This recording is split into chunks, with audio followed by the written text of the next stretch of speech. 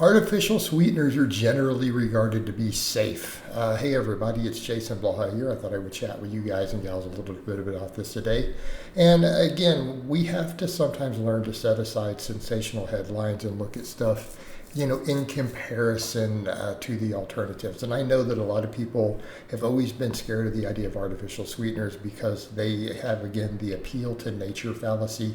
The more natural something is, obviously, the better it must be, yet our lifestyles are in no way natural. And again, I'm not saying whole foods shouldn't be the focus of our diet. Let me be clear. I'm extremely big on promoting whole foods, minimally processed foods. Okay.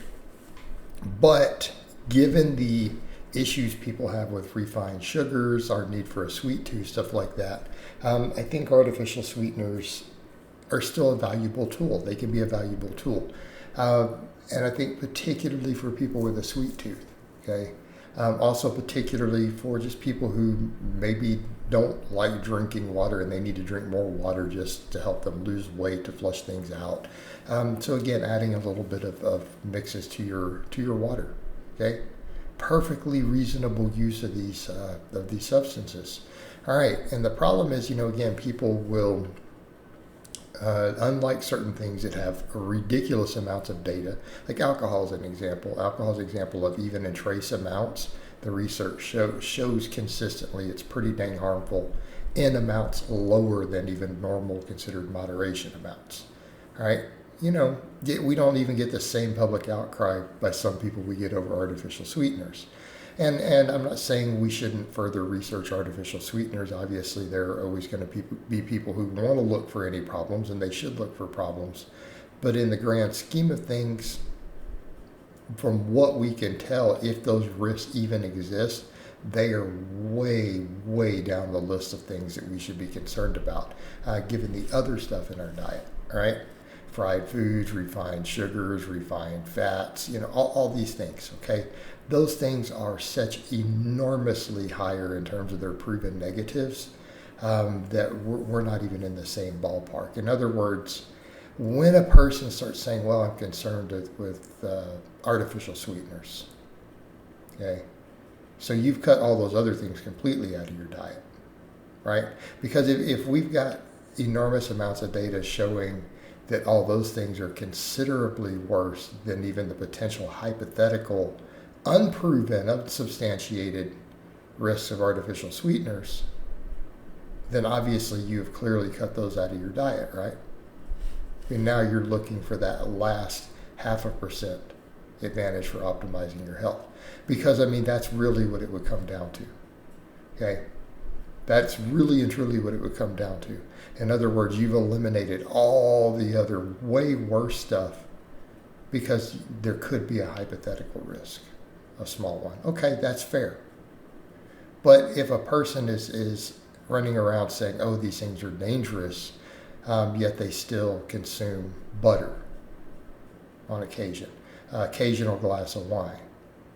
Maybe they have a spoonful of sugar once a day.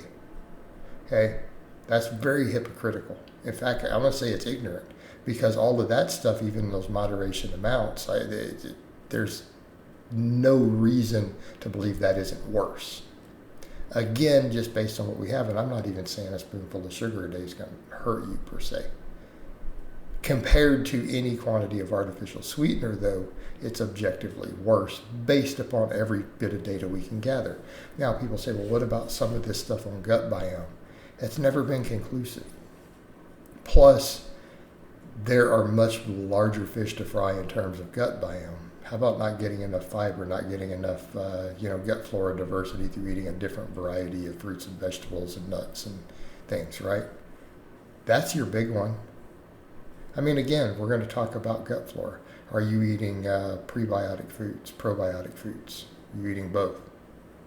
Are you giving your GI tract what it needs? Okay? That's much higher on the list of priorities because keeping in mind, some of that's hypothetical. It's not really been consistently shown to be the case with any of these artificial sweeteners. Okay? It's just not been shown to be the case. There's been some minor data that shows there could be some stuff, but it's not really panned out in multiple studies.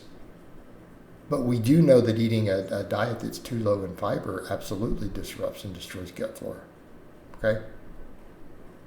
So again, we come over and say, are you looking at the big fish? I don't even know if that's the right term. Did that make any sense? Oh. There's bigger fish in the sea. I don't know. I'm just making stuff up at that point. All right. But I'm just going to keep that in. Who cares? You're not looking at the big picture at that point.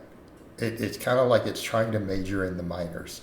When we get down to that point of nuance, again, so in other words, you have a whole lifestyle built around a healthy gut, and you're looking for the last 0.5% advantage.